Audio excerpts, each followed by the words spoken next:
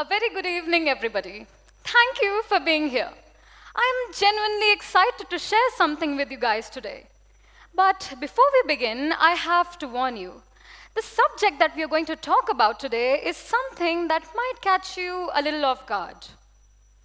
We are going to talk about the F word, feminism. Let's be honest. Let's start with a little bit of history.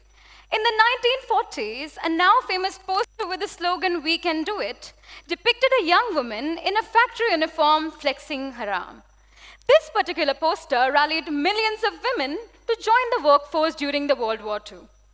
With so many men away at war, women worked on factory lines, built businesses. Basically, they went beyond the boundaries of what society thought women could do. Imagine being a young woman in 1943. Nervously tying up your polka dot bandana as you go out to work for the first time. Things changed when the war ended. People expected women to go back to normal, back to their domestic lives. But the spark had been lit. They had tasted independence. That spark was feminism. Fast forward to today. How is that the very word that helped those women rise beyond those boundaries becomes such a misunderstood word today? Let's be honest, when I say the word feminists, some of us think about angry, man-hating, bra-burning women. A survey shows that 1 in 3 men believe that feminism does more harm than good. Many women too shy away from the label of being called a feminist. I've heard people say, "I'm not a feminist, but I believe in equality," which makes me chuckle because that is exactly what it means.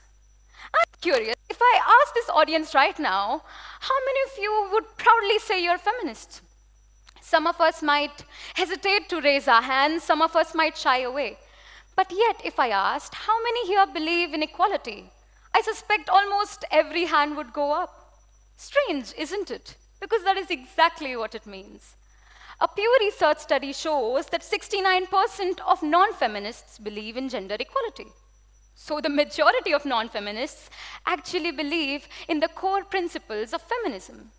Clearly, there's a gap between what feminism actually means and what people think it means. So how did we get here? Part of the problem is branding the word feminist as something that comes with a lot of baggage. 45% women in US believe that the word is too polarizing. 30% even believe that it sounds outdated. Decades of misconceptions have compiled together and built a myth of feminism. So the question arises, what does feminism actually mean then? Oxford defines it as the advocacy of the equality of the sexes. Merriam-Webster calls it the belief in the advocacy of social, economic, and political equality of the sexes. You see how the keyword here is equality. Nothing more, nothing less. As mentioned before, many shy away from the label. An American study shows that only 29% of women believe that they were feminists. But when the same set of women were told the real meaning of feminism, suddenly 61% of those women believed that the definition described them. So why do so many people shy away from the label? Part of the problem is, yes, because of the baggage, the negative stereotypes. But another issue that I would like to raise today is that people believe that we do not need feminism anymore. I've heard people say, women can vote, women can work. Equality is basically achieved. What are feminists so angry about now? To an extent, I agree. We have come a long way from the times of the suffragists.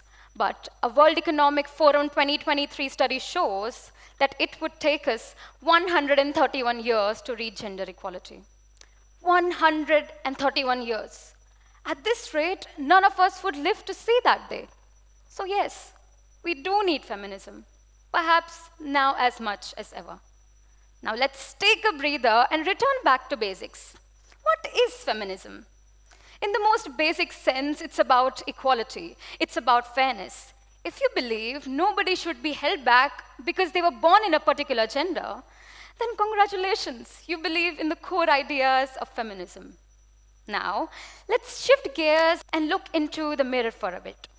Some of us call ourselves feminists, but do our actions really match our words? In the age of social media, it is easy to fall into the trap of tokenism.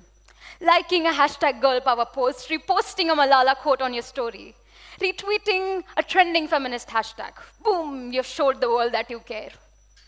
My generation, that is Gen Z, is known as one of the most socially conscious generations. They have spread awareness about many important issues, including this one.